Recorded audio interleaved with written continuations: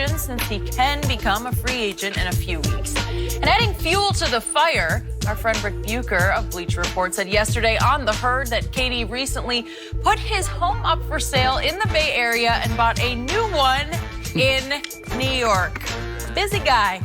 Rick is with us now. I'm looking forward to this, Rick. What do you know? What is going on with KD right now? Well, number one, most of the players on the team are putting their houses up for sale because of the new arena. Right. They're moving to the other side of the bay. Wasn't Kevin already living in the San Francisco I know he was looking at places there. Right. So, okay, go ahead. Yeah, there is that question. And when you have the kind of resources that they have, the fact that you might have homes in more than one place, he's an East Coast guy, there's the possibility. I don't want to read too much into it. The timing of it is very interesting. He's from DC, when it comes to that. He's from the Maryland area.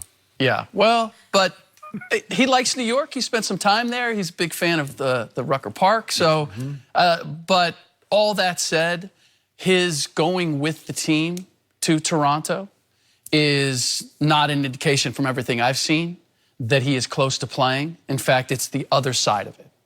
He's so far away from playing that staying home and getting treatment is really not going to be is not a difference maker. And I would be surprised if we actually see him play in this series. So you would lean away from him playing 1 minute in this series? Yes, I would. Because I was there at the press conference when before the series started, and saw him walk off in shower sandals. He was still gimpy. He's done no basketball activity. And when this injury originally occurred, I was told 3 to 6 weeks. Today is 3 weeks from the day of the injury. Now, since then, the Warriors have said it was more serious than they thought. And so that leads me to believe that it's closer to 6 than the 3. Well, okay, so Game 6 is 2 weeks. I mean, the first 6 games are going to be played within a 2-week period. If he's not even practicing, the idea that he's going to get in condition and you're going to play him in a finals game just does not seem very likely. We have gone back and forth about this. Even looking at that footage, and I don't know if he's putting on a show for us because he knows he's being videotaped, but he looks gimpy there to me, although you suggest maybe his bag is heavy. Your bag, heavy right? bag, yep. But he looks like he's teetering a little bit to one side as he walks. So to your point, that doesn't look good to me. Now we get into the psyche of Kevin Durant. He has fired back a couple of times on social media at the new runaway narrative that the Warriors are playing better without him, that he would interpret as they're better without me. And he fired back at our man Chris Broussard last week for suggesting it would be his worst nightmare in a basketball sense if, in fact, Golden State won without him. And it might sort of taint or almost disqualify the 2 previous years and his 2 finals MVPs. And he fired back at Chris like, worst nightmare? There are worse things that could happen. Obviously in life, yes. Not in basketball, though, for him. So I'm still wondering if he's trying to push to play because he needs to play, because he wants to show the world. You know how he gets about social media. He's got the thinnest skin of any superstar I have ever closely observed or known about. And it feels like he's now getting possessed with, I got to play to show everybody I'm still the man on this team. So I've told you guys that I haven't heard from anybody who has said that he's staying in Golden State. I've consistently, every single person has said he's leaving. They've had different destinations. Brooklyn is in play. The Knicks are in play. Those are the primaries. For the first time, I've heard that because of the injury, he's wavering. And it's simply because, and the speculation is that it's because the injury is so severe that the idea of going someplace else and carrying the load next year is he's hesitating. Can I do that? That this injury may impact the beginning of next season. And it would be much easier to stay here, play another year. Take your time getting right. You don't have to come out and be ready first game of the season. This team can roll. Well, you listen to you talk. That doesn't sound like a calf strain to me, Skip. That you're concerned. Totally agree. You're concerned about whether or not you can carry a load 5 months from now? maybe a calf tear, more likely an Achilles tear, but maybe not a rupture.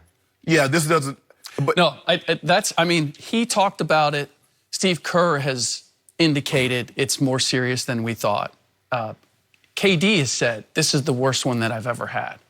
And just everything that I've seen and heard is, one, he's not playing in these finals, and that it is a little more serious than anybody has painted it. And so the difficulty with KD is, and I've been told this from the very beginning, you never can be 100% sure which direction he's going to go. Okay. But what's concerning to me, if they win this title without him, Yeah.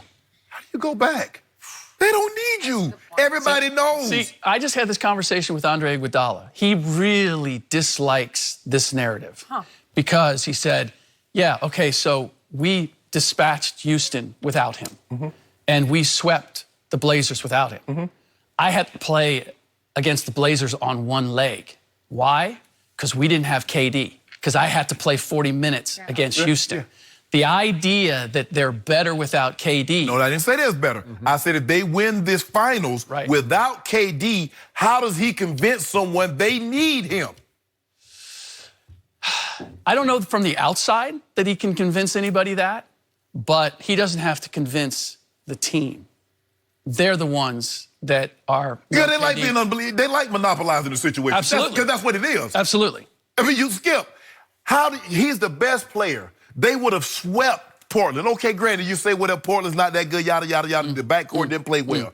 You beat a team in the East. Can you imagine a team, the Lakers, winning a finals series without Magic? Or the Celtics winning without Bird? Or the Bulls winning without Jordan? Or LeBron-led team winning a finals, not a game, a series without the best player? Fair, but I believe you have to look at the context of where we are and who they're going up against. Because we said from the beginning of the year, it was hard to imagine there was a team in the Western Conference that was capable of beating them. It was always going to be who's going to come out of the East, right? Yes. And then Boston falls down. Right. And then Milwaukee gets exposed. And now you have a Toronto Raptors team that has Kawhi Leonard, but you look at the rest of that team, what's their history in terms of playing under pressure? They've folded in the face of LeBron time after time. So I think you have to put into context, who are the Warriors beating? Are they beating a championship caliber team, or are they beating the best of the rest that simply survived? But that narrative, Skip, who's going to beat the Warriors with KD? Now with no KD, now the race gets a lot closer. No, with KD, what KD did, he made them unbeatable in a 7-game series. They were already a great team because it took the Cavaliers 7 games with LeBron leading in every statistical category, Kyrie hitting a shot, and it still took the best team in the East 7 games. KD joins that 73-9 team as the second best player in the NBA. Now he makes them unbeatable. No KD. They're still a great team. They know what they represent. I believe they want to win this without KD to show they're more than KD. I just don't get that sense from within the team. Okay, but we're missing the biggest point. What's that? When they blew the 3-1 against LeBron, Right. Yeah. they all recruited KD. Yes. Steph Curry publicly said, we can't do this without him. And to me, Steph disqualified himself as the man on the team. Right. Right? Okay. Because I can't get over that, which is why if KD is not going to dribble one dribble in this series, that little man, Steph, he better rise and shine. He better be the MVP because this is his golden opportunity to say, okay, I can do this by, quote unquote, by myself, without him, right? Because I sought him. The Hampton Five went to Long Island. They went out to the Hamptons to recruit him. Am I right? Right. And you used the story. Draymond called him in the parking lot after losing Game 7. In a towel crying, Rick. Okay. All right. Well, But you were there, right? But here's the thing, though, Rick.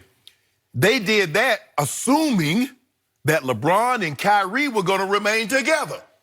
Once they broke that up, Because I don't care how good Toronto is. I don't care how good Philly or the Bucks. Kyrie and LeBron will still be representing the East. But see, you are looking at it through the context of the Warriors want to do it, and they want to do it in a way that shines the most light on them. Fair? Yeah. The Warriors just want to keep winning anyway, anyhow. And if they look at KD and say, with him, our chances of continuing this role is greater than without him, we will take that. Oh, yeah. No, I'm saying, no, I was looking at it from KD's standpoint. Right. They win without me. Okay. But he